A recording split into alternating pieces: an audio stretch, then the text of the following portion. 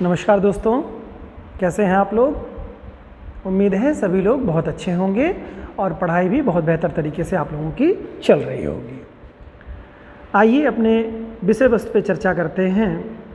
आज की जो विषय वस्तु हम लोगों की है बहुत ही महत्वपूर्ण है एग्ज़ाम के पॉइंट ऑफ व्यू से। ये आपको प्रत्येक एग्ज़ाम्स के लिए बहुत ही महत्वपूर्ण है और अपने आप में गागर में सागर समाहित किए हुए है। जो हम अपने संविधान के बारे में अनुच्छेदों को पढ़ते हैं, जो लगभग 395 अनुच्छेद, मूल अनुच्छेद जो हमारे हैं 395 अनुच्छेद, वह कितने भागों में विभक्त हैं, इनके बारे में हम लोग आज जानेंगे। इसके जानने से यह पता चलेगा आपको कि किस भाग में और किस आर्टिकल से लेके किस आर्टिकल के मध्य में किन बातों की चर्चा की गई है। ये आपको पॉलिटी पे एक अच्छी समझ विकसित आपकी करेगा और आपकी नॉलेज को भी इम्प्रूव करेगा कि कौन सा अनुच्छेद किस में पड़ता है। इससे आपको एग्ज़ाम्स में बड़ी आसानी होगी, आपका कॉन्फिडेंस बढ़ेगा और लगभग संविधान के बारे में आप बात करने की स्थिति में रहेंगे, लिखने की स्थिति में आप आ जाएंगे। तो आज का विषय जो है, वस्तु जो है, हमारी जो टॉपिक है वह संविधान के भागों से रिलेटेड है। ठीक है, पार्ट ऑफ इंडियन कॉन्स्टिट्यूशन है हम लोगों का, भारतीय संविधान के भाग जो हैं। तो आप लोग जानते ही हैं कि कितने भागों में भारतीय संविधान का उल्लेख किया गया है। इसके पहले हम लोगों ने बच्चों अनुसूचियाँ पढ़ी थी, उसके बारे में पूरा डिटेल किया था लास्ट वीडियो में हम लोगों ने। आज हम लोग भाग के बारे में डिटेल करेंगे और अनुच्छेदों के बारे में भी कुछ चर्चा करेंगे। तो आइए इस पर चर्चा करते हैं। हमारा जो संविधान है बच्चों, इस संविधान में अनुच्छेद जितने हैं, साथ ही साथ इन अनुच्छेदों को भागों में कन्वर्ट किया गया है।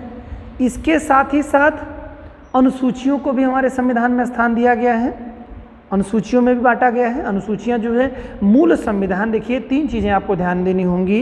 एक तो भाग, दूसरा अनुसूची, तीसरा अनुच्छेद। 3 बातें आप ध्यान रखिएगा। ये जो तीनों चीज़ें हैं, इन सब में परिवर्तन हुआ है। ध्यान से मेरी बात को समझिएगा, सब में परिवर्तन हुआ है। मीन्स हमारा जो संविधान 26 जनवरी 1950 को पूर्ण रूप से बन करके जो लागू हुआ, इस संविधान में समय के साथ साथ परिवर्तन हुए। लगभग हम लोग जो आज़ादी के एक तरह से कहिए तो लंबा समय लगेगा, लेकिन हम लोग कहें अगर जो हम लोग गणतंत्र जब हुए, हमारा संविधान जब लागू हुआ, तो तब से लेकर के 50 से लेकर के अगर हम बात करें तो लगभग 71-72 साल हो गए हमारे संविधान को पूर्ण रूप से लगे हुए। ठीक है, और ये समय के साथ इसमें भी परिवर्तन हुआ। तो जब परिवर्तन हुआ, जो उस समय की जो रिक्वायरमेंट थी, उनके परिप्रेक्ष्य में संविधान बनाए गए थे। समय समय पर संविधान में बहुत सारे फेरबदल भी करने पड़े ज़रूरत के हिसाब से।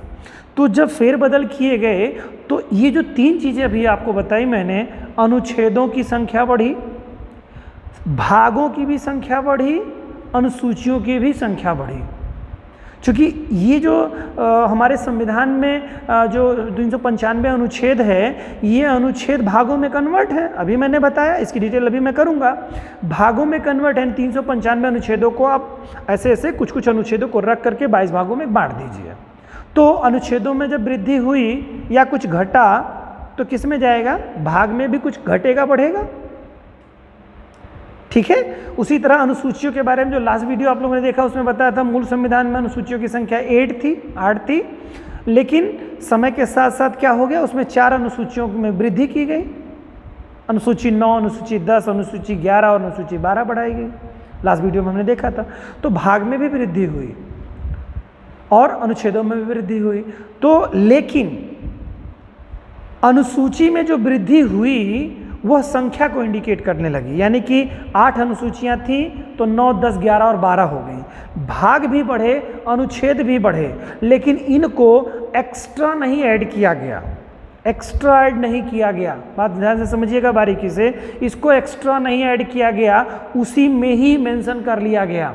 किसमें मेंशन कर लिया गया कि जिस भाग से रिलेटेड कुछ फेरबदल परिवर्तन हुआ, उसी में उसको ऐड कर दिया गया। जैसे मैं आपको बताऊं कि नीति निर्देशक तत्वों के बारे में आप लोगों ने सुना होगा, DPSP directive principle of state policy, इसमें आप लोगों ने देखा भाग 4 के अंतर्गत आता है। लेकिन इसके तुरंत बाद अनुच्छेद ये 36 से लेकर 51 के मध्य में है, लेकिन इसके तुरंत बाद देखेंगे तो भाग 4 क आ जाता है। तो भाग 4 क में क्या हम लोगों ने पढ़ा है, मौलिक कर्तव्य के बारे में बात की गई है, ठीक है, फंडामेंटल ड्यूटीज़ के बारे में बताया गया है। और इसका अनुच्छेद जो किया गया है वो क्या किया गया, 51 क, 51 क में इसको रखा गया है। 11 मौलिक कर्तव्य आप लोगों के बताए गए हैं। तो बच्चों जो भाग 4 था तो भाग 4 क कर दिया गया। तो ये जो 4 क किया गया ये एक वृद्धि तो है, भाग में एक वृद्धि है। तो इस तरह से अगर देखा जाए तो एक आर्टिकल यहाँ हमारा भाग 1 यहाँ बढ़ जाता है। इसी तरह से लास्ट वीडियोस में आप लोगों ने देखा 73वां संविधान संशोधन, 74वां संविधान संशोधन और 92वां संविधान संशोधन, ये आप लोगों ने देखा।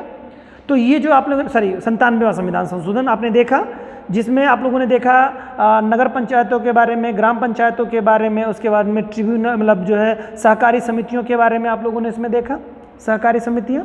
तो ये जो आपके हैं यानी कि इसमें भी जैसे पहले भाग 9 था बच्चों, तो 9 क बना, फिर 9 ख बना। तो 9 क और ख जो बना तो ये क्या वृद्धि ही तो हुई, भागों में ही वृद्धि हुई। तो भाग यहाँ पर भी 2 भाग बढ़ गए। उसी तरह से भाग 14 हमारा जो 14 है, जिसमें हम लोग जो है संघ तथा उसके राज्य उसके अधीन जो सेवाओं के बारे में है उसमें भी बातें देखी गई। फिर उसके बाद में हम लोगों ने देखा इसी में एक वृद्धि हुई प्रशासनिक अधिकरण यानी कि ट्रिब्यूनल के बारे में, और 14 क में ट्रिब्यूनल जोड़े गए। तो कुल मूल रूप से 4 ये आपके बढ़े।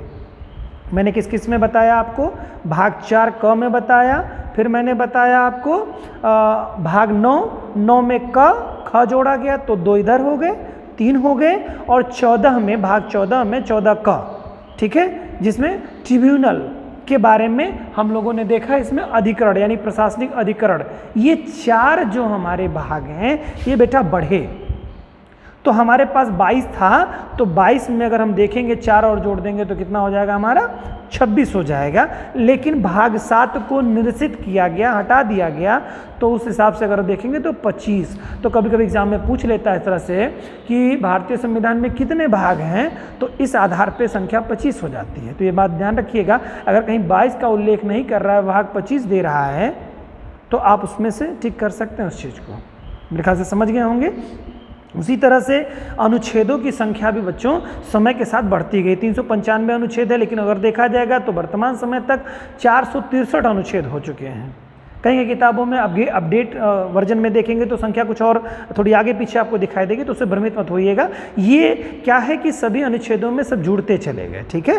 तो लगभग 463, 64, 65 की संख्या हमारे पास अनुच्छेदों की हो गई है, ठीक है।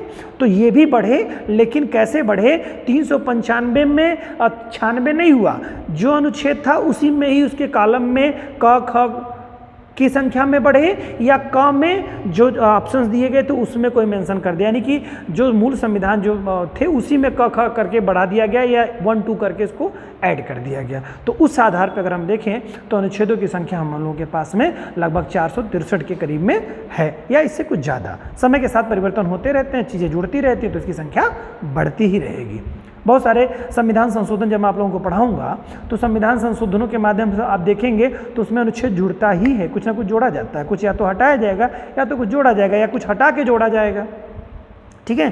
तो संविधान संशोधन इसीलिए होता ही है मूल रूप से, किसी चीज़ को हटाने के लिए या तो किसी चीज़ को जोड़ने के लिए, है ना।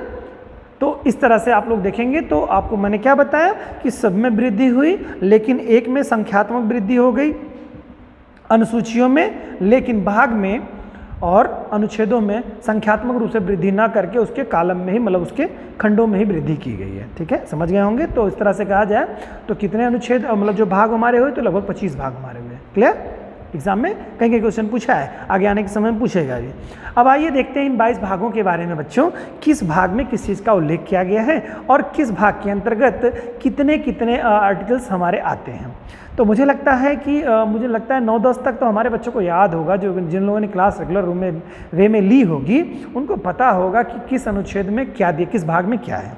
तो पहला भाग जो हम लोगों का था उसमें आप लोगों ने देखा था संघ राज क्षेत्रों के बारे में है, ठीक है। यानी कि हमारे पास जो हमारे स्टेट्स हैं, पहले 29 राज्य थे, 7 केंद्र शासित प्रदेश थे। समय के साथ मैं बता चुका हूँ इसको, आप लोगों को परिवर्तन होता रहता है। वर्तमान समय में 28 स्टेट रह गए हैं, केंद्र शासित प्रदेशों की संख्या में भी परिवर्तन हो गया है, ठीक है। कुछ जुड़ते हैं, कुछ घटते रहते हैं, तो ये आप लोग जानेंगे। यानी कि संघ और राज्य क्षेत्रों के बारे में अनुच्छेद 1 से लेकर के 4 तक का इसमें उल्लेख किया गया है, ठीक है। दूसरा भाग जो हमारा है, ये बेटा बहुत काम की चीज़ है। आपको किसी भी अनुच्छेदों में अक्सर आप देखेंगे पूछ लेता है कि कौन सा अनुच्छेद किसका विषय है। जैसे मान लो अगर फंडामेंटल राइट ही आपको भूल रहा है कि 11 से है कि 12 से है, 11 से स्टार्ट हो रहा है। जो बच्चे शुरुआती दौर के हैं वो कंफ्यूज हो जाएंगे। फिर नीति निषेध तत्व 36 से स्टार्ट होता है कि 37 से स्टार्ट होता है, ये कंफ्यूज हो जाते हैं। तो ये भाग आपको वहाँ पर व्यवस्थित करने का कार्य करेगा, जो डिस्टर्ब नहीं होंगे आप। बिल्कुल आपको ये लगेगा कि नहीं ये तो भाग इसमें इतने आर्टिकल से लेके इतने आर्टिकल मतलब अनुच्छेद से लेके इतने अनुच्छेद तक का उल्लेख किया गया है, तो इस नाते बहुत उपयोगी चीज़ है, इसको सीरियसली आप लोग लीजिएगा, ठीक है। तो भाग 2 में हम आते हैं, तो वहाँ पर क्या सिटीजनशिप नागरिकता के संदर्भ में बात बताई गई है। तो डेफिनेटली 4 के बाद क्या आएगा, 5 आएगा, और 5 से लेकर के 11 तक के अनुच्छेदों के बारे में नागरिकता के संदर्भ में इस पर हम लोग बहुत अच्छी तरीके से विशद चर्चा कर चुके हैं। और जो बच्चे नहीं देखे हैं वे सारे बच्चे कोशिश क्या करें, प्लेलिस्ट में जा करके हमारे पॉलिटी के वो सारे वीडियोस देख लें, बहुत काम में आएगा। और एक बात बता दूं कि ये जो 22 भाग हमारे हैं, मैं 22 भाग के बारे में पढ़ाऊंगा। अभी तक हम लोगों ने 9 भाग के बारे में कंप्लीट कर रखा है। इसके बाद के जितने भी भाग हमारे होंगे सब भागों को मैं पढ़ाऊंगा, 22 भागों का उल्लेख आप लोगों को करूंगा और एक बढ़िया सुविधा प्रोवाइड करूंगा आपको। इसके संदर्भ में आपको एक अच्छे नोट्स बनाने का अवसर मिलेगा और सबके इंडिविजुअल भागों पे क्वेश्चंस होंगे। अभी हम लोगों ने क्वेश्चन स्टार्ट किया है उद्देशिका पे, जो कि कंप्लीट हो गया। आज हम लोगों का वीडियो आप लोगों को मिल जाएगा, आज ही मिलेगा वीडियो। भाग 1 पर संघ और राज्य क्षेत्र पे कितने क्वेश्चंस इंपॉर्टेंट बन सकते हैं। तो पॉलिटी को तो मैं बिल्कुल इजी बना दूंगा, बशर्ते आप साथ रहिए, मेहनत करिए, सीरियसली इसको पढ़िए, क्वेश्चंस की चिंता मत करिए। पॉलिटी से एक भी क्वेश्चन ऐसा नहीं होगा कि आप छूटे। और दूसरी चीज़, ऐसी सक्षमता आपके अंदर डेवलप हो जाएगी कि आप कुछ भी उस पर लिख सकते हैं पॉलिटी। और पॉलिटी का ऐसा सब्जेक्ट है बच्चों जो आपको इंटरनेशनल रिलेशन पे भी आपकी बहुत अच्छी समझ विकसित कर देगा और आप निबंध भी बहुत अच्छी तरीके से लिख पाएंगे। तो इस नाते बहुत सीरियसली इसको, मेरे लेक्चर्स को सुनते रहिए आप, और जो भी आपको टारगेट दिया जाता है उसको पूरा करते रहिए। फिर देखिए सफलता कैसे आपसे दूर होती है, ठीक है। तो भाग हम लोग करते हैं भाग 2 के बारे में, नागरिकता, जो कि आपका 5 से लेकर के 11 तक इसमें उल्लेख किया गया है। और उसके बाद भाग 3 आता है जिसमें हम लोग फंडामेंटल राइट यानी मौलिक अधिकार के बारे में बात करते हैं, जहाँ पर अनुच्छेद 12 जहाँ पर राज्य की परिभाषा कहता है, वहाँ से लेकर के अनुच्छेद कितने तक, 35 तक, 35 तक, अनुच्छेद 35 तक फंडामेंटल राइट्स के बारे में बात करता है। फंडामेंटल राइट्स कितने तरह के होते हैं ये मुझे लगता है आप लोगों को पता होगा। पहले 7 थे, फिर बाद में 6 हो गए। जिनको नहीं पता वो वीडियो में जा करके देखेंगे। अगर कोई बहादुर है बच्चा इसमें से, तो किस आर्टिकल में कितने आर्टिकल से लेके कितने आर्टिकल तक आपका समानता का अधिकार है, स्वतंत्रता का अधिकार है, शोषण के विरुद्ध अधिकार है, धार्मिक स्वतंत्रता का अधिकार है ना, शिक्षा एवं संस्कृति संबंधी अधिकार है, संवैधानिक उपचारों का अधिकार है, ये बताइए आप हमको। और कौन सा अनुच्छेद समाप्त कर दिया गया है, फंडामेंटल राइट से कौन सा आर्टिकल आपका समाप्त कर दिया गया है, आप बताइए उसको। संपत्ति का अधिकार किस में था, बताइए कमेंट बॉक्स में। अगर आप पढ़े हैं, बहुत तेज़ हैं, जो बहादुर बच्चे हैं वो तो कम से कम बता ही दें, है ना। तो किसमें क्या है, आप लोग जब पढ़ेंगे सारे कॉन्सेप्ट आप लोगों को तैयार होने वाले हैं। इसमें कोई बट की गुंजाइश नहीं है कि आपका कुछ भी तैयार नहीं होगा, बशर्ते आप लोग साथ तो रहिए, मेहनत तो करिए। देखिए कैसे आसान हो जाएगा, कोई भी चीज़ आसान होती जाती है चीज़ें अगर आप मेहनत करेंगे, ठीक है। और आप लोग भी जुड़ाव और प्यार बनाए रखेंगे तो हम लोग भी बहुत मेहनत से आपके साथ लगे हुए हैं, आगे लगे रहेंगे हम लोग। और बहुत इंटेंशन तो देखिए, हर व्यक्ति का इंटेंशन तो होता है सफलता का, तो हम लोगों का भी थोड़ा सा सफलता का इंटेंशन है, लेकिन इसमें बिल्कुल फेयर तरीके से हम लोग प्रयास कर रहे हैं कि हमारे बच्चे जो भी पढ़ रहे हैं, जो हम पे डिपेंड हैं, हम उनके लिए फेयर तरीके से कार्य करें, और कर रहे हैं, आगे भी करेंगे। और ये टारगेट आप अभी मान लीजिए, नहीं यकीन होता है तो कोई बात नहीं, वीडियो आप देखते रहिए, लाइक भी करते रहा करिए, अपने दोस्तों को बताते रहा करिए। और जब एक टारगेट हम लोगों का पूरा हो जाएगा, यानी कि पॉलिटी पूरी तरह खत्म कर लेंगे, ज्योग्राफी खत्म कर लेंगे, हिस्ट्री खत्म कर लेंगे, तब आप ट्रस्ट करोगे ना। अभी थोड़ा थोड़ा तो करते रहो, अभी पूरी तरह से इसको डिनाई मत करो कि नहीं ऐसा नहीं है। डेफिनेटली हम लोग आप लोगों को देंगे वो चीज़ें, ठीक है। आइए आगे बात करते हैं। तो फंडामेंटल राइट के बारे में बात हो गई, ये किस किस अनुच्छेद में, ये सारी चीज़ें भी मैंने चलते चलते मैंने चर्चा इसमें कर ली। और इसके बाद में भाग हम लोगों का 4 आ जाता है। भाग 4 में जैसे मैं बार बार आप लोगों को बताता हूँ बेटा, ये काफ़ी हद तक चीज़ें आप लोगों की सुविधा के लिए हम लोग घंटों लिखते हैं बोर्ड पे, घंटों लगते हैं इसको लिखने में, कोई मतलब नहीं है इसको लिखने का बहुत ज़्यादा, लेकिन ये चीज़ें देखिए अभी तक हम लोग हैं जो भी चीज़ें हम लोग देखते बहुत कम हैं, बार बार मैं आप लोगों को बताता हूँ, तो आप इसको एक पॉजिटिव वे में लेकर चलिए। ये एक नोट्स बनाने का आपको बहुत ईजी तरीका हो जाएगा। आप जब तक लिखेंगे नहीं, यूपीएससी के स्टूडेंट के लिए लिखना बहुत ज़्यादा ज़रूरी होता है। आप लिखिए, तब तक लिखिए कि जब तक पेन की इंक ना खत्म हो जाए, आप तब तक लिखिए कि जब तक आपका हाथ गोली बनाने में अक्षम हो जाए, अक्षर पढ़ ना पाइए तब तक लिखिए। यदि आपको यूपीएससी क्रैक करना है तो इतना लिखिए कि पेन की इंक खत्म हो जाए। अगर आपको लगता है कि आप यूपीएससी में बैठना है तो एक पेन लीजिए और तब तक उसको चलाते रहिए, तब तक उसको बंद रोकिए मत कि जब तक वो पेन की इंक ना खत्म हो जाए। यदि ऐसा आप कर लेते हैं तो मान के चलिए आप मेंस अच्छा लिख करके आएंगे। मजाक नहीं है आईएएस बन जाना, तो इस नाते लिखना पड़ेगा। तो आप लोग लिखने की आदत डालिए, खूब लिखिए, जितना ही लिखेंगे उतना ही होगा। आपकी जब उंगलियां पेन से छूटने लगे तब आप मानिएगा कि अब हम मेंस लिख लेंगे। मेंस लिखने का मतलब क्वेश्चंस बहुत ज़्यादा लिखने होते हैं, समय सीमा बहुत कम होती है और उसी में ही सब पूरा करना होता है। तो स्पीड का जितनी तेज़ी से मैं बोल रहा हूँ उतनी तेज़ी से आपकी पेन भी चलनी चाहिए, ये ज़रूरत है। ये आपको बहुत सारे लोग नहीं बताए होंगे, मैं बता रहा हूँ इसको, आप यकीन करिए इस चीज़ को, ऐसा करना पड़ता है, अन्यथा आप मेंस लिख नहीं पाएंगे। तो समझ होगी, शब्दकोश होंगे आपके पास, आपकी ब्रेन की स्पीड उतनी गजब की होगी उस टॉपिक पे, तभी आप लिख पाएंगे, अन्यथा आपका छूटना ही छूटना है।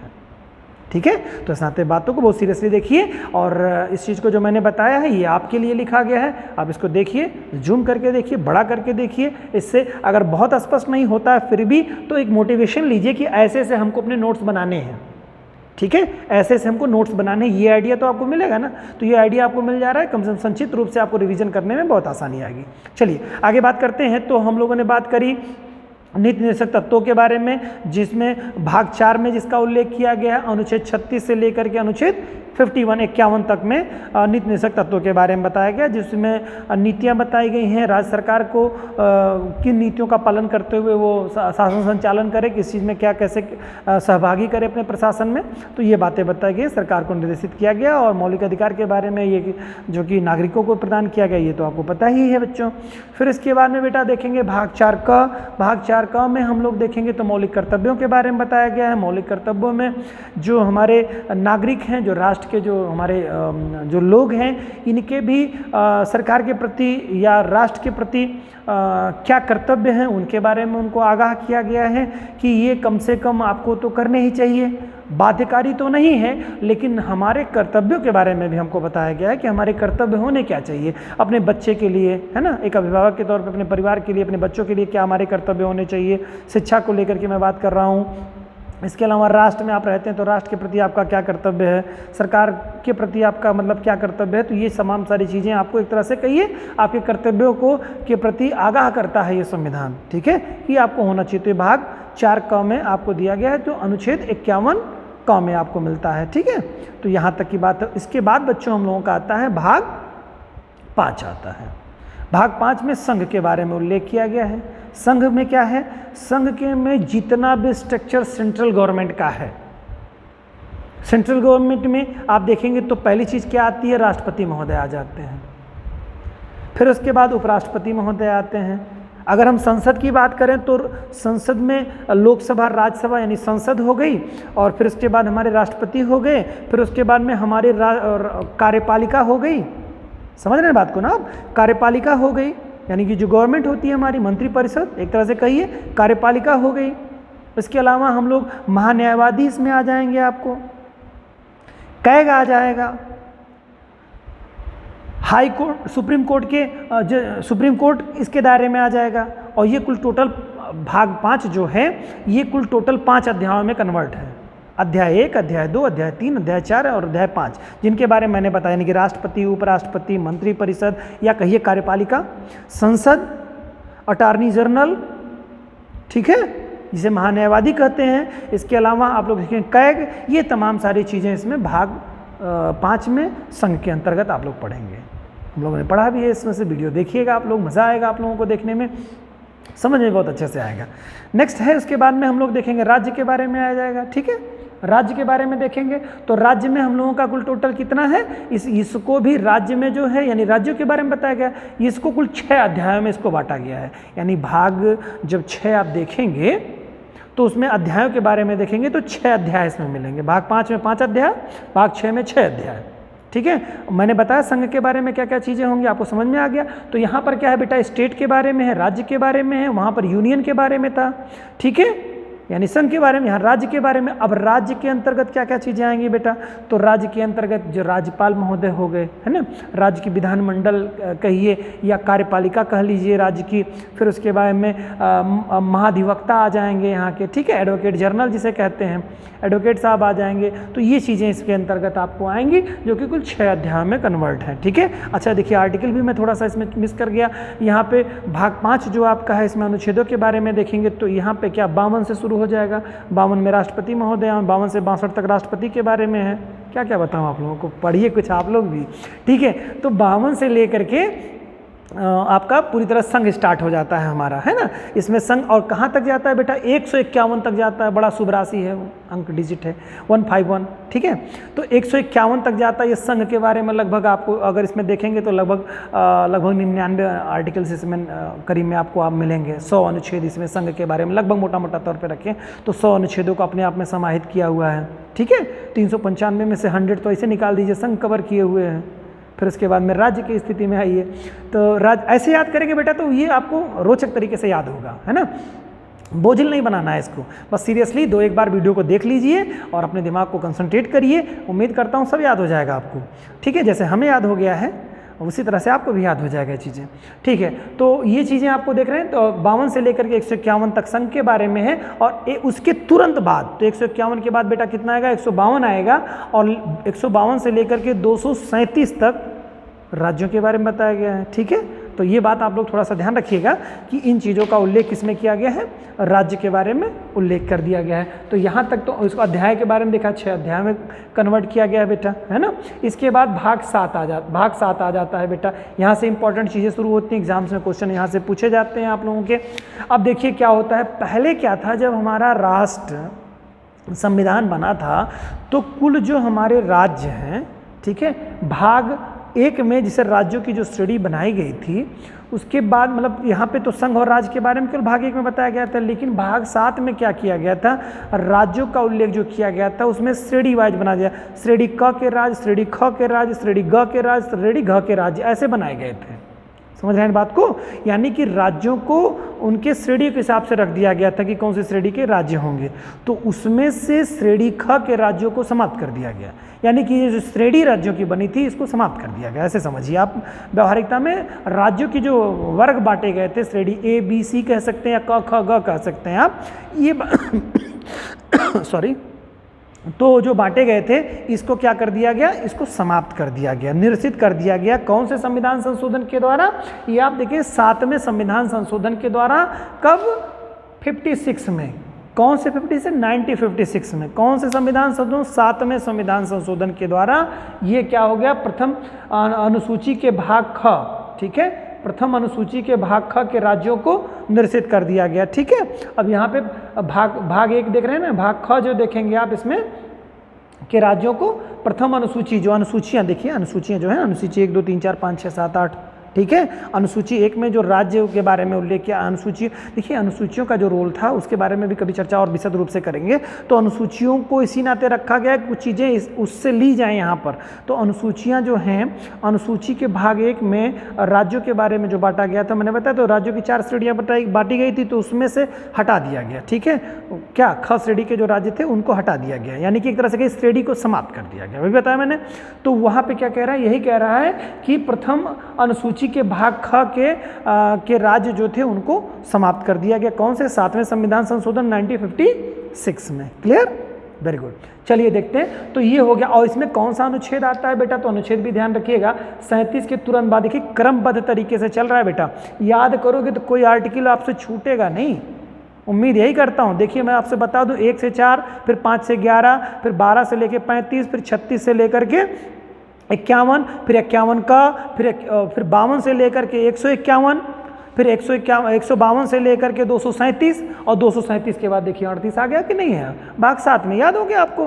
तो ऐसे आपको ये याद होता चला जाएगा, कोई अनुच्छेद आपसे डिस्टर्ब नहीं होगा, तुरंत इधर आपको इसको याद हो जाएगा। चलिए ठीक है, आगे बात करते हैं भाग 8 के बारे में। तो भाग 8 में क्या कहा है बेटा, संघ राज्य क्षेत्र जो हमारे हैं, हमारे जो टेरिटोरियल प्रदेश हैं, the union and their territories, ठीक है, यानी कि उनके संघ और उसके एक तरह से कहिए राज्य क्षेत्र, ठीक है, संघ राज्य क्षेत्र के बारे में है, द यूनियन टेरिटोरीज इसे कहेंगे आप, ठीक है। इसमें अनुच्छेद किससे, संघ राज्य क्षेत्रों के बारे में किसमें बताया गया है, अनुच्छेद तुरंत उसी के क्रम में चलेंगे, 238 के बाद 239 आता है, 239 से लेकर 242 तक किसमें के बारे में बात किया, संघ राज्य क्षेत्रों के बारे में। अब एग्जाम में कभी पूछे संघ राज्य क्षेत्रों का उल्लेख किसमें से है, तो आपको तुरंत मालूम होना चाहिए संघ राज्य क्षेत्र किसके अंतर्गत आता है, तो आपको तुरंत मालूम होना चाहिए भाग 8 में आता है। और भाग 8 शुरू कब से होता है, 237 इसके ऊपर वाला है, 238 इसके ऊपर वाला है, तो 239 से लेकर के 242 के मध्य में आता है। तो कभी कोई क्वेश्चन गलत होगा क्या,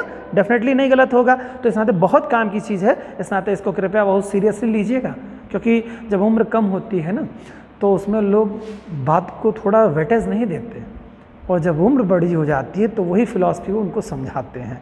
तो ये काम हमें नहीं करना है, हमारे लोगों को ये काम नहीं करना है। हम लोगों को ऐसा कुछ काम करना है कि हमको मिसाल देनी है ना, एक आदर्श प्रस्तुत करना है। तो हम ऐसी लापरवाहियां नहीं करेंगे, हम सीखेंगे, हम मॉडर्न होंगे, लेकिन पुरानी गलतियों को हम रिवर्स नहीं करेंगे, क्योंकि हम यूपीएससी के स्टूडेंट हैं और हम परिवर्तन को एक्सेप्ट करते हैं। तो सकारात्मक परिवर्तन को स्वीकार करेंगे हम, ठीक है। परिवर्तन यह कहता है कि हमको इसको समझना होगा, ठीक है। तो समझते हैं बात को। तो 239 से लेकर के 242 तक हमारा संघ राज्य क्षेत्रों के बारे में हो जाएगा, ठीक है। इसके बाद में 42 के बाद में आप जानते हैं क्या, 43 आएगा। और 43 तो यार 43 की 243 पंचायतें पढ़े हो तो 243 तो आपको याद होगा कि पहले में क्या था, 243 ओ तक था, यानी 16 अनुच्छेद। 16 अनुच्छेद किसके में बताया था मैंने बेटा, पंचायतों में बताया था। फिर उसके बाद में आपकी नगर पालिका जिसमें मैंने बताया था 18 अनुच्छेद, ठीक है। तो 243 में ही चलेगा आपका। तो भाग 9 जो आएगा यह 243 पे ही है बेटा, ध्यान रखिएगा, 243 243 पे ही बेस्ड है। अब इसी में ही क ख ग घ से लेकर के या ABCD से लेकर के कई सारे उसमें उपखंड किए गए हैं, यानी कि आप सोचिए एक ही अनुच्छेद में कितने अनुच्छेद होंगे आप सोच नहीं सकते। कैसे, 243 से लेकर 243 ओ, अब 243 ओ मतलब 16 अनुच्छेद तो यही हो गया बेटा। तो एक अनुच्छेद ही अपने आप में 16 समाहित किए हुए हैं।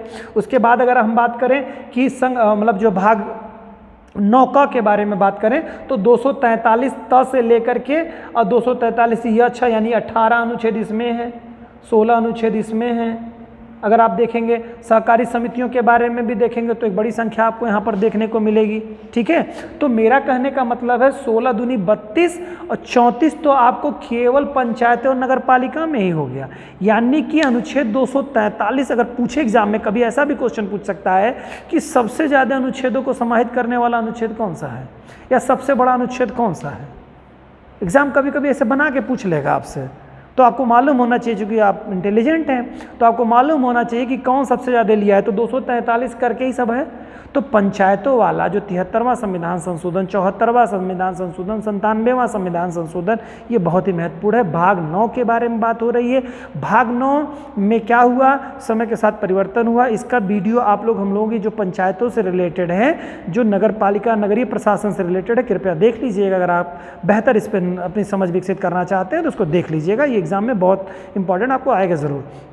तो इसमें भाग 9 जो बच्चों दे रहा है, भाग 9 में क्या किया गया है, समय के साथ अपडेट किया गया। तो 73वां और 74वां संविधान संशोधन आपको मालूम है, राजीव गांधी जी ने शुरुआती प्रयास किया था 1989 में, लेकिन ये कंप्लीट नहीं करा पाते हैं। तो PV नरसिम्हा राव की सरकार आती है 92 में, फाइनली ये पारित हो पाता है। संसद तिथि भी आपको याद होनी चाहिए कि ये जो है 22 दिसंबर को लोकसभा में पारित हुआ, 23 दिसंबर को राज्यसभा से पारित हुआ था। और 1992 की बात हो रही है, और 93 में जाकर के 20 अप्रैल 1993 में फाइनली मतलब राष्ट्रपति महोदय की स्वीकृति प्राप्त हो जाती है और उसके बाद ये फिर क्रिया रूप में आता है। कब आता है? पंचायतें 24 अप्रैल 1993 से पूरे भारत में एक रूप से लागू कर दी जाती हैं और फिर 1 जून 1993 से नगर पंचायतें पूरे भारतवर्ष में लागू कर दी जाती हैं। ये तिथियां आपको याद होनी चाहिए। तो इसमें अनुच्छेदों के बारे में, पंचायतों के बारे में जो भाग 9 जो है उसमें पंचायतों के बारे में कहा गया, वहाँ पे 243 से लेकर के 243 ओ तक, या हिंदी में कहेंगे तो ड़ तक, क ख ग से लेकर के बेटा 5 कर लेंगे, च छ और ट ठ ड ढ 15 अनुच्छेद ये हो गए और एक एक्स्ट्रा इस पे लेंगे तो 16 अनुच्छेद इसी में आ जाते हैं। क्लियर? तो ये आपका 16 अनुच्छेद पंचायतें कवर कर रहा है। उसके बाद में आपका त से लेकर के य छ तक आपका जो है नगर पालिकाएं कवर कर रहा है बेटा। तो यहाँ पर आपको लगभग 18 अनुच्छेद मिलेंगे। क्लियर हो गया? और ये मैंने बताया नगर पंचायतें जो है 73वें संविधान संशोधन 1992 में किया गया था और नगर पालिकाएं 74वें संविधान संशोधन, ये भी 92 का ही है। और फाइनली अगर इसको कहना हो तो 93 भी आप कह सकते हैं। ठीक है, 92-93। उसके अलावा 9 ख जो जोड़ा गया था बेटा, वो सहकारी समितियाँ, जो कि बहुत बाद में किया गया 2011 में 97वां संविधान संशोधन करके सरकार ने 2011 में क्या है, सहकारी समितियों को कोऑपरेटिव सोसाइटी जिसे कहते हैं, इनकी स्थापना की। कब? 2011 में की सरकार ने। बहुत ही महत्वपूर्ण है, ये थोड़ा रिसेंटली है, रिसेंट है आपका, लगभग 10 साल पहले की बात आप हो रही है। तो यहाँ पर 97वां संविधान संशोधन के द्वारा सहकारी समितियों को अनुच्छेद 243 के दायरे में ही रखा गया। क्लियर? चलिए आगे बात करते हैं। तो ये आपके 3 मतलब जो है भाग 9 में, भाग 9 है, भाग 9 क है, भाग 9 ख है। ठीक है, तो इतना समाहित किया हुआ है। अब बात करते हैं बेटा भाग 10 के बारे में। भाग 10 में क्या कह रहा है? अनुसूचित क्षेत्र तथा जनजातीय क्षेत्रों के प्रशासन के संदर्भ में विशेष उपबंध किया गया, बातें बताई गई हैं। किसके बारे में? अनुसूचित क्षेत्र और अनुसूचित जनजाति क्षेत्रों के बारे में। ठीक है, या जनजातीय क्षेत्र या अनुसूचित जनजातीय क्षेत्र। देखिए जनजातियां क्या होती हैं? वो जो जनजातियां होती हैं वह अनुसूचित जनजातियां ही होती हैं।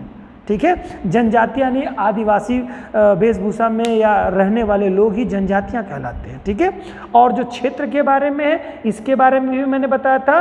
अनुसूचित क्षेत्र जो है, इसका मतलब सरकार कोई बहुत बड़ा क्षेत्र होता है जहाँ पर जंगल हैं, घन है, नदी नाले हैं, इस तरह की जो व्यवस्था है उसको जनजातीय क्षेत्रों के रूप में, जहाँ पर निवास करना रहना एक दुर्लभ स्थिति होती है, वहाँ पर शायद की संख्या में लोग जनजातियाँ ही केवल रहती हैं, तो बाकी सामान्य रहना मुश्किल है, वहाँ पर जीवन काफ़ी कठिन और संघर्षपूर्ण होता है। तो वह जो क्षेत्र होता है आपका, या कहिए कि संरक्षित करने वाला क्षेत्र होता है, वो आपका क्या है? अनुसूचित क्षेत्र के दायरे में आता है। ठीक है, तो वहाँ पर रहेंगी कौन सी? जनजातियाँ हैं भाई। निश्चित तौर से जंगलों में कौन रहेगा? आदिवासी लोग रहेंगे, जनजाति के लोग रहेंगे। तो उनके संदर्भ में प्रशासन की क्या व्यवस्था होगी, उसका उल्लेख किया गया है भाग 10 में। आर्टिकल आप लेंगे 244 से लेकर के 244 क के में इसमें उल्लेख किया गया है। ठीक है, 2 अनुच्छेद इसमें दिए गए हैं आपको। ठीक, अब बात करते हैं बच्चों भाग 11 की। भाग 11 में क्या कहता है? संघ तथा राज्यों के मध्य संबंध, रिलेशनशिप कह रहा है। क्या संबंध होंगे संघ और राज्य क्षेत्रों के, मतलब कैसे रिलेशंस बनेंगे, कैसे संबंध बनेंगे, इसके बारे में बात कर रहे हैं। संघ तथा उसके जो संघ और राज्य के मध्य संबंधों के बारे में। ये 2 अध्यायों में बटा हुआ है बेटा। अनुच्छेद 245 से लेकर के 263 तक इसके बारे में दिया गया है। ठीक है, जिसमें यानी अनुच्छेद 245 से लेकर 63 तक ये किसके बारे में बात किया गया है? संघ और राज्यों के मध्य संबंधों के बारे में। तो ये बात देखिए, अनुच्छेद याद रखिएगा बेटा, क्योंकि ये पूछेगा संघ और राज्य क्षेत्रों के बारे में, कहीं कोई क्वेश्चन में जिक्र होगा, उसमें कहेगा इस अनुच्छेद से इस अनुच्छेद के मध्य में है, तो 245 से 263 के मध्य में किया गया। तो ये 11 भाग हम लोगों के हो गए। अब बात करते हैं हम लोग भाग 12 के बारे में। आइए देखते हैं इसके बारे में कहाँ कहाँ क्या दिया गया है। भाग 12 कहता है बच्चों, कह रहा है वित्त, संपत्ति, संविदा और वाद से संबंधित बातें इसमें बताई गई हैं कि जो भी आपकी वित्तीय संपत्ति वगैरह, जो वित्त है यानी धन वगैरह जो आप संग्रहित करते हैं, उसको लेकर के नियम कानून जो बातें बताई गई हैं वो इनमें दी गई हैं। संपत्ति, संविदा यानी कि कौन सी संपत्ति पे आपका अधिकार होगा, जैसे आप लोगों ने सुना होगा कि शत्रु संपत्ति वगैरह के बारे में, ये सब सारी चीज़ें। या जो वाद, उससे रिलेटेड कितने भी विवाद है। शत्रु संपत्ति वही होती है कि जैसे जो पाकिस्तान वगैरह चले गए, भारत में पहले रहते थे और वो क्या करेंगे कि पलायन करके भारत चले गए, वहाँ पर कहाँ पर पाकिस्तान में चले गए, गैर कंट्री में, जो वर्तमान समय गैर कंट्री है, तो वो जो उनकी जो संपत्तियाँ होती हैं वही शत्रु संपत्ति कहलाती है। ठीक है, तो उसके बारे में कभी और चर्चा करेंगे। बहरहाल संक्षेप में आप समझ लीजिए, उससे संबंधित कोई वाद है, संविदा संपत्ति या संपत्ति से रिलेटेड कोई भी वाद होगा वो इसी अनुच्छेद के अंतर्गत है। ये 4 भागों में, अध्यायों में बटा हुआ है बेटा। इसमें 4 अध्याय मिलेंगे। कौन से? भाग 12 4 अध्यायों में आपका बटा हुआ है। इसमें अनुच्छेद 264 से लेकर के 300 क तक के बारे में बात की गई है। संपत्ति का अधिकार आप देखें ना, फंडामेंटल राइट से जो संपत्ति का अधिकार है उसको हटा दिया गया था, किस में ले जाया? 300 क में ले जाके रख दिया गया है ना।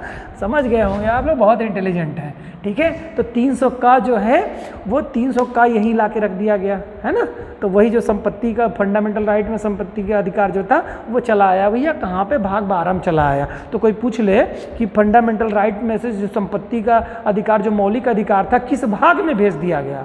अब तो बड़ी परेशानी की बात हो जाएगी, लेकिन अब आप लोग जान चुके हैं तो आपके लिए परेशानी की बात बिल्कुल नहीं है। अब आप लोग बता देंगे भाई 3 से निकाल करके 12 में इसको कर दिया है ना, संपत्ति के अधिकार को। अब ये क्या विधिक और कानूनी अधिकार रह गया है ना कि फंडामेंटल राइट रह गया। क्लियर? ठीक है, तो यहाँ पर 264 से लेके 300 क तक के बारे में दिया है। 4 अध्याय में बटा हुआ है। भाग 13 में क्या है बच्चों?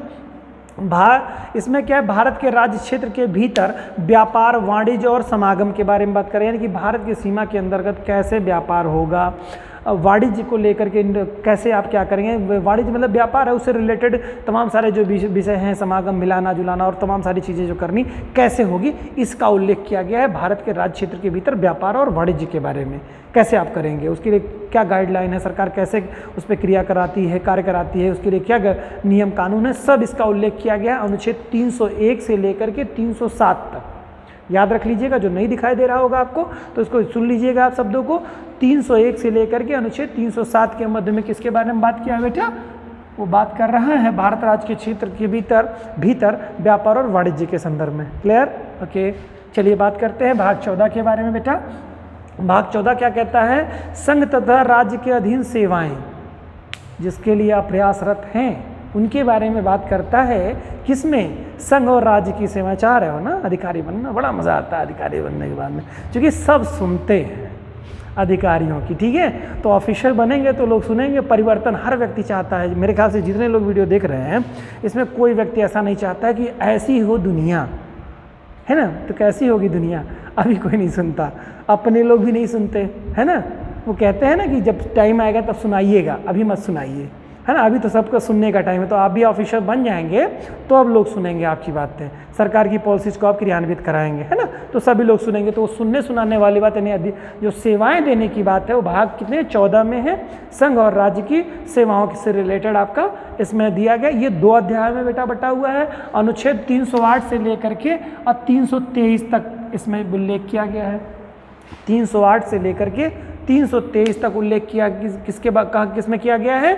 भाग 14 में संघ और राज्य के अधीन आने वाली सेवाओं के संदर्भ में आपको बारे में बात किया गया है। चलिए आगे देखते हैं बेटा।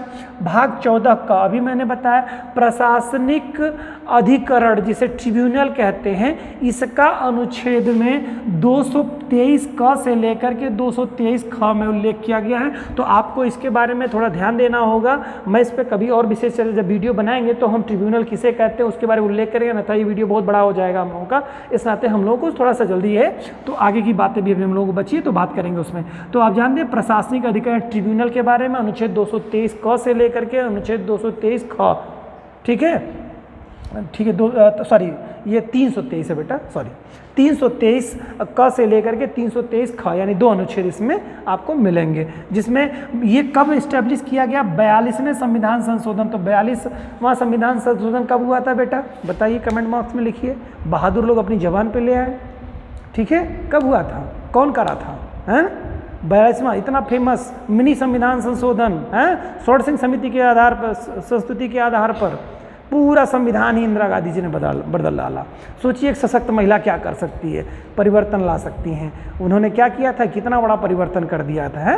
तो वही 1976 में 76 में जो 42वां संविधान संशोधन हुआ था षोडशिंग समिति के आधार पर, और उसकी प्रतिक्रिया में उसमें जो बहुत सारे सुधार कर दिए गए थे, उन सुधारों को मतलब जो लगता था कि ये गलत सुधार किए गए हैं उसको परिवर्तन करने के लिए फिर आपका 44वां संविधान संशोधन 1978 में किया गया। ठीक है, तो बात वही हो रही है, 42वें संविधान संशोधन के द्वारा अधिकार ट्रिब्यूनल को मेंशन किया गया भारतीय संविधान में। क्लियर। आगे चलते हैं, बात करते हैं बेटा भाग 15 के बारे में। इसमें क्या कह रहा है, निर्वाचन और चुनाव आयोग, इलेक्शन कमीशन जो आपका है ना, चुनाव आयोग, ये कहाँ किसमें है बेटा, भाग 15 में है।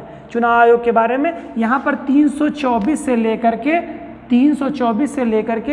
329 का, 324 से 329 का, तो हमेशा 324 याद रखिएगा, एग्जाम में बहुत क्वेश्चन पूछा है कि चुनाव आयोग के बारे में किस में उल्लेख किया गया है, तो अनुच्छेद 324 से लेकर के 329 का के मध्य में चुनाव आयोग से संबंधित बात की गई है। ठीक है, निर्वाचन आयोग के बारे में या चुनाव आयोग के बारे में किसमें है, 324 से 329 का में है उल्लेख। चलिए बेटा, अब बात करते हैं अनुच्छेद भाग 16 के बारे में।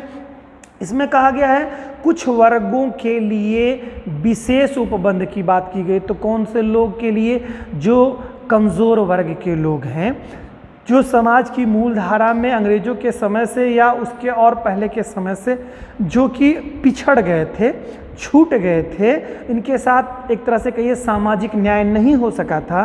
तो आज़ादी के बाद सरकार ने ऐसा, जो संविधान सभा थी उसने ये प्लान किया कि हमारे जो लोग सदियों से पिछड़े हुए रहे हैं, हम इनको मूल धारा में लाएंगे, हम इनको मूल धारा में ला करके एक समृद्धशाली राष्ट्र में जहाँ पर सभी लोग समान हों, वो समानता का मतलब एक अनुसरण कराएंगे, गरीबों को भी मूलधारा में लाएंगे। जो एक तरह से कहिए बहुत लंबे समय तक गरीब रहने के कारण से उनके साथ जो उपेक्षाएं और जो सामाजिक समानता नहीं थी, उसको सरकार ने भरसक भरने का प्रयास किया और वो फिर आगे तक चला, आज भी चल रहा है। अब वो एक अलग विषय है कि वो क्यों नहीं हो पाया, क्या नहीं हो पाया, क्यों नहीं क्रियान्वित किया गया, इस पर कभी और चर्चा करेंगे हम लोग। लेकिन ये जान लीजिए कि उन्हीं लोगों को जो सदियों से पिछड़े हुए थे, दबे हुए थे, सामाजिक रूप से शोषित थे, उनको ही मूल धारा में स्थान देने के लिए उनके लिए सरकार ने संविधान में विशेष व्यवस्था रखी है कि उनको मूल धारा में लाया जाए। तो वही लोग हैं ये। कुछ वर्गों के संबंध में विशेष उपबंध किया गया अनुच्छेद 330 से लेकर के 342 तक, 330 से लेकर के 342 तक। ठीक है, इसमें क्या किया गया है, SC ST OBC के संबंध में विशेष उपबंध किया गया है। ठीक, SC ST OBC के लिए विशेष उपबंध का जिक्र किया गया है प्यारे बच्चों।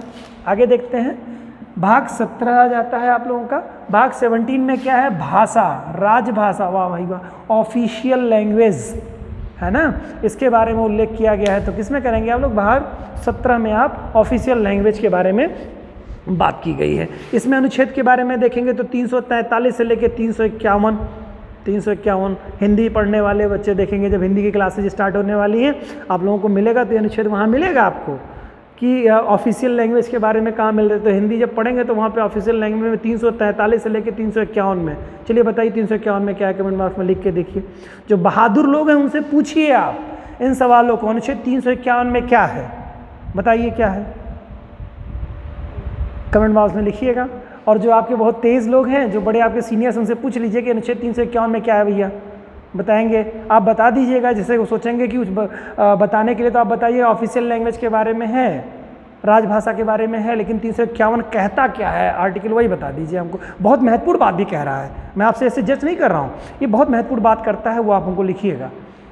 अगर इंटरेस्ट है तो रोचकता बनाए रखिए। ठीक है, तो अनुच्छेद 351 तक यहाँ पे ये बेटा 4 अध्याय में ये भी बटा हुआ है। ठीक है, राजभाषा संबंधी प्रावधान इसमें किए गए हैं। ठीक है, अब बात करते हैं बेटा भाग 18 की। भाग 18 में क्या है, आपातकालीन उपबंध है, एमरजेंसी, ठीक है,